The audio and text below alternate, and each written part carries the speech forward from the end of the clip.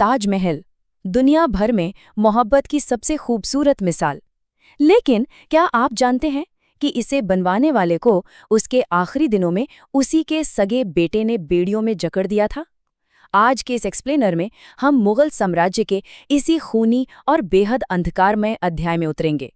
जरा सोचिए, एक इंसान कह रहा है, मैं शाहजहां हूं, कभी इस दुनिया का शहंशाह था और अब अपने ही बेटे को अपनी जन्नत को कैद खाने में बदलते देख रहा हूं। अपने समय का दुनिया का सबसे अमीर और ताकतवर इंसान, जिसने प्यार के लिए इतना बड़ा स्मारक बनवाया, उसकी नियति ये थी कि वो एक कैदी की तरह अपने ही बनाए उस अजूबे को बस दूर से निहारने के लिए मजबूर था।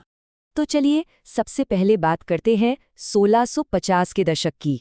एक ऐसा दौर जहां मुगल तख्त के लिए सत्ता का एक बेहद क्रूर युद्ध शुरू हो चुका था।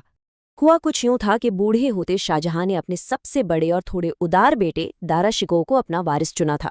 लेकिन भाई, सत्ता की भूख कहाँ खून के रिश्ते देखती है। महत्वाकांक्षी औरंगजेब ने धर्म और राजनीति का एक ऐसा जाल बुना जिसमें उसके भाई शुजा और मुराद एक एक करके खत्म हो गए और अंत में पूरी सत्ता औरंगजेब की मुट्ठी में आ गई। तख्त के इस खेल में हर रिश्ता पीछे छूट चुका था।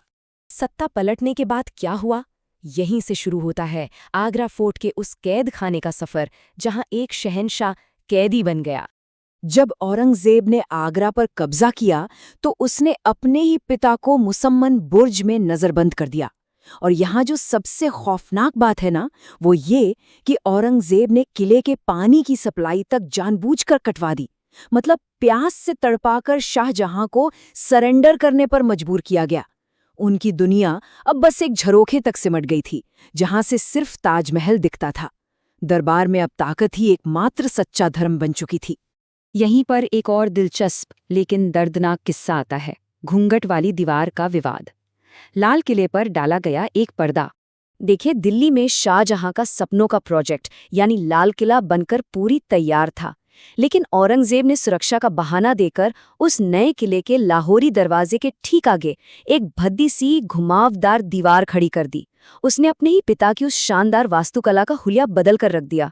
ये सिर्फ ईंटों की दीवार नहीं थी, बल्कि एक पिता के सपनों पर किया गया सीधा वार था।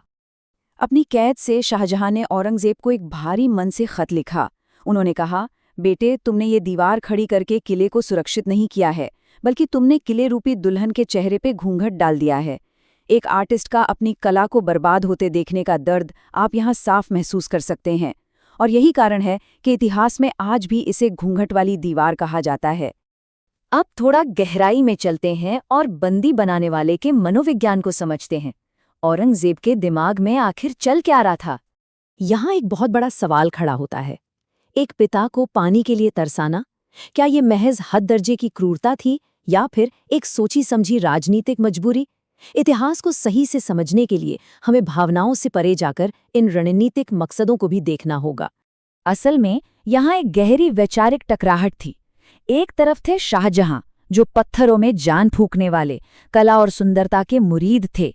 दूसरी तरफ था औरंगजेब, जो इन सब को महज एक फिजूल खर्ची मानता था। उसका पूरा फोकस केवल कठोर व्यवहारिक सत्ता पर था। यह एक पिता के रोमानी नजरिए और एक बेटे की ठंडी व्यावहारिकता के बीच का सीधा टकराव था। इतिहासकार मानते हैं कि औरंगजेब वास्तव में चंगेज खान के डॉक्ट्रिन ऑफ सर्वाइवल यानी जीवित रहने के सिद्धांत पर काम कर रहा था। ये एक ऐसी मनोवैज्ञानिक युद्ध नीति है जो मानती है कि जो ताकतवर दुश्मन आज जिंदा बचेगा वो कल बगावत जरूर करेगा। औरंगजेब को शायद ये गहरा डर था कि अगर शाहजहां वापस तख्त पर आएं तो वे उसे कभी माफ नहीं करेंगे। इसलिए ये कैद सिर्फ सजा नहीं, बल्कि औरंगजेब की अपने अस्तित्व को बचाने की क्रूर रणनीति थी। तो इस पूरे प्रकरण का अंजाम क्या हुआ, चलिए देखते हैं। इस खंडित मुगल विरासत और साम्राज्य के पतन के बीजों को 8 साल, जरा इमेजिन कीजिए, शाहजहां ने अपनी जिंदगी की ये आखिरी 8 साल कैद की उन्हीं सख्त दीवारों के पीछे गुजारे। आखिरकार 1666 में उन्होंने अंतिम सांस ली और फिर उनकी वसीयत के अनुसार उन्हें उसी ताजमहल में उनकी बेगम के बगल में दफनाया गया, जिसे वो सालों से सिर्फ दूर से देखने को मजबूर थे। औरंगजेब को तख्त तो मिल गया, लेकिन शांति उसे कभी नसीब नहीं हुई। उसने अपने पिता और भाइयों को कुचलकर उस वक्त का पॉलिटिकल गेम तो जीत लिया, लेकिन उसकी इन कठोर और अविश्वास से भरी नीतियों ने उसी विशाल मुगल साम्राज्य की नींव हिला दी जिसे शाहजहां ने इतनी मेहनत से खड़ा किया था।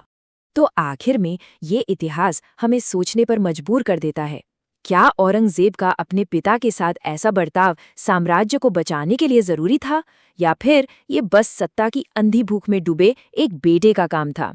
पूर्ण सत्ता की असल कीमत क्या होती है और शक्ति कैसे इंसानी रिश्तों को खा जाती है, ये सवाल आज भी उतना ही प्रासंगिक है। इस एक्सप्लेनर से जुड़ने के लिए आपका शुक्रिया।